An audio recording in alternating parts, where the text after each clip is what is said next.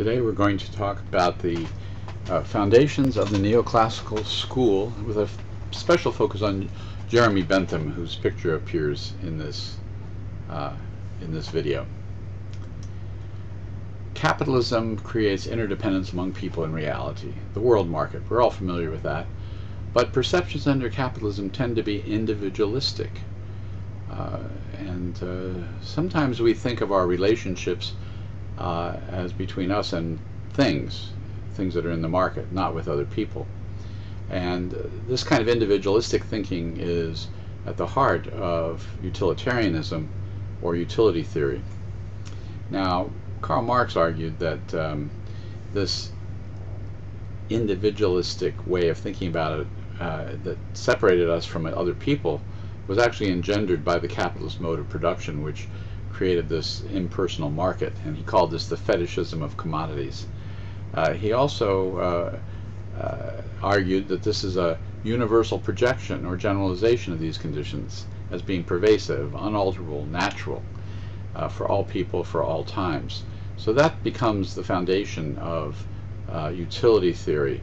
It arises in many ways in response to the classical school, which tended to be much more socially related, socially organized, and much less individualistically focused.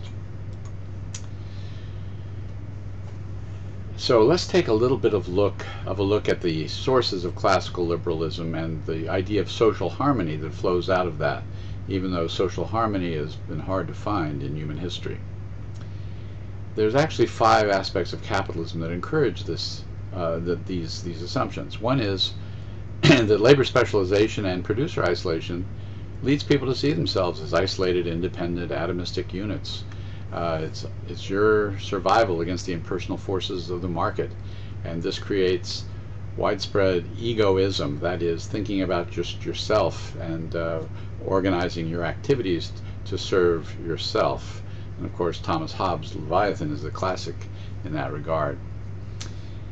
Secondly, given that there is competition and egoism under capitalism,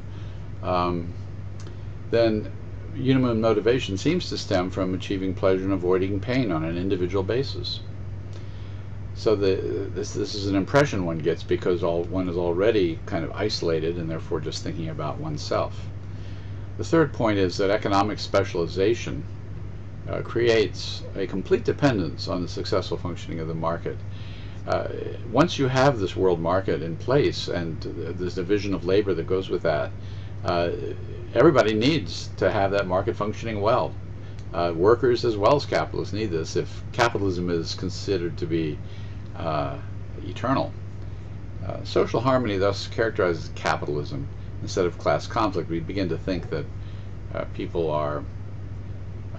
it's inevitable that people are going to be individuals against the world, against the marketplace. And so whether you're a producer or a consumer or a worker or a capitalist, we all have the need for a successful functioning market. Now, productive specialization, as Adam Smith described and as others have talked about, in order to have that, you have to have accumulation of capital. That is, you have to have enough firm size in order to be able to specialize in your activity. Now, in order to accumulate capital, though, that means you have to forego some consumption goods. Somebody does, anyway, because if you consume everything that's produced, then there's nothing left over for accumulating capital. So if we ask ourselves in that period of industrialization and the growth of the world market, where did consumption, who gave up the consumption goods in the 19th century? Well, if we look at the wage levels and the conditions of life, we certainly know that it was the working class, not the capitalists or the landlords, who gave up consumption goods in the 19th century. The workers' real wages actually declined, despite the fact that there was great productivity advances during the 19th century. Still, on the surface, capital accumulation seems to be financed out of profits, and the capitalists appear to pay these costs for the progress in productivity that improves, in principle, everyone. So therefore, it makes it seem as if the capitalists are the moral and appropriate role models for everyone in the society. So again, there's this an illusion that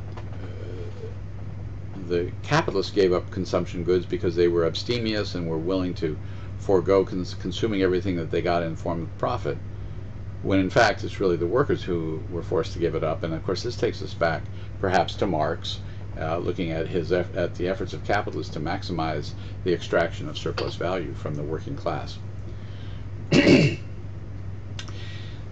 Now, increases in competition also led to the need for increasing control and detail and making careful calculations through double entry bookkeeping and other aspects of the accounting revolution. Now, this makes us think about the rational maximizing process that is going on in these firms is then applied to all human decision making. This is a kind of a way sometimes people just carry things a little too far. So we end up with the idea that the core of human behavior is not only based on maximizing pleasure and minimizing pain, but there is simultaneously embedded in our minds a lightning calculator of pain and pleasure that can tell us exactly how much we're getting out of each purchase, each activity that we do. And so changes in economic life help to reinforce many premises of classical liberalism, and that they do that by distorting the actual realities. In other words, atomistic individualism, we're not really separated from each other. John Donne said, no man is an island, right? Egoistic utilitarianism, well, are we all just looking out for ourselves and trying to maximize pleasure? I don't know. You look at these churches and the fellowship there, just that alone makes you think that this is not a very good way of thinking about the world. Dependence on markets, well, yes, if the world market dominates all economic life, yeah, then we're dependent on it, but it's not an eternal dependence of that sort. And financing industrialization out of profit, yeah, but I think we've been pretty clear that they're actually financing it out of the sweat of the working class. And finally, calculating rationalism. There's just far too many irrational things going on for us to really accept that. So many of the premises of classical liberalism, even though I understand that you have to make some abstractions in order to develop your philosophy, but none of them really are that compelling. But this was the foundation of the neoclassical theory of utility and social harmony. Jeremy Bentham is the most famous of the utilitarians and the originator, really, of the utilitarian school. He lived somewhat contemporaneous, at least he overlapped with Adam Smith, so he's a little earlier than some of the people we've been looking at. He lived in the mid-18th century and he didn't die until 1832, so he lived a pretty long life for someone at that time period.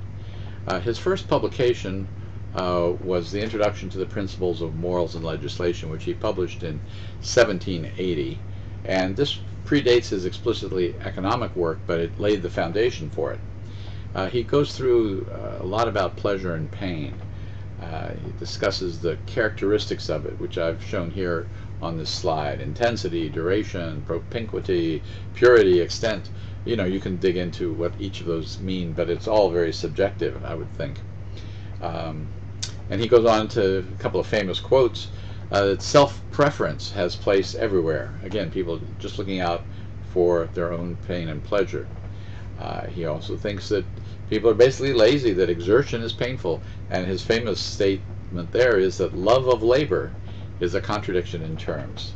Now, just as a side note, Karl Marx argued that once we abolish alienated labor, the exploited labor of workers who have no control over what they're doing, then the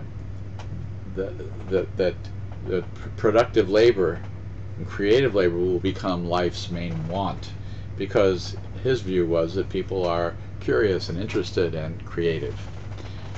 Bentham was a little more cynical, I think. Bentham argues that utility determines value. He criticizes Smith's diamond water paradox and almost approaches a marginalist view there, but he notes that actually water is sold in Paris, and so he also argues that its total extent includes a surplus, which therefore leads to no value for it. So he's trying to get at this idea that labor really isn't the determination of value. Early Bentham is very much like Smith, Adam Smith. He preferred limited government and avoiding interference with the market. He also agreed with Say's law that production creates its own market, and therefore the supply creates its own demand, and therefore you really would not have, in a competitive world without interference in the market, you would not have depressions, crises, or involuntary unemployment. Later Bentham, though, is a little different. After 1801, he became a reformer. He realized that his view about a perfectly adjusted market system may not be quite right. He said that savings, in fact, may not match new investment. And remember, if savings do not match new investment, then the savings, which is a deduction from the circular flow, if that's too much relative to the amount of investment being injected into the circular flow, you will have a depression. He argued that, in fact, in that case, if savings exceed new investment, then unemployment would be created. And in this case, the free market wouldn't be in the best interest of everyone. He argued that, in fact, the government should increase money in circulation in such a situation. An early monetarist, the Fed should look into him a bit. Then there's an interesting point. He argues for what we would today call a diminishing marginal utility of money as one's income increases. So that means that if you're really poor, an extra dollar means a lot to you. You get a lot more satisfaction out of that. But if you're super rich, you get another dollar, it sort of doesn't really give you much more satisfaction, and maybe none. Thinking about Bill Gates, I think it was flying on an airplane, just looking at his quarterly statement. He said, "Oh, I'm going to give $1 billion to the United Nations." He didn't get any satisfaction. It's just he couldn't consume anything more than he already was. So anyway, Bentham argued that this means that that the total utility in a society would increase if there was redistribution of money from the rich to the poor. Sounds very egalitarian and so on. And he favored some redistribution, but he didn't think it. He also still had this idea about that you needed to have incentives, so you needed some inequality to incentivize people to work. So he thought that the level of inequality that existed in the northern United States at the time, again, this is the period shortly after the formation of the United States, he thought that was about right in order to maintain incentives. Next time we're going to take up Jean-Baptiste Say, 1767 to 1832, died the same year. Look forward to chatting with you in the next slide.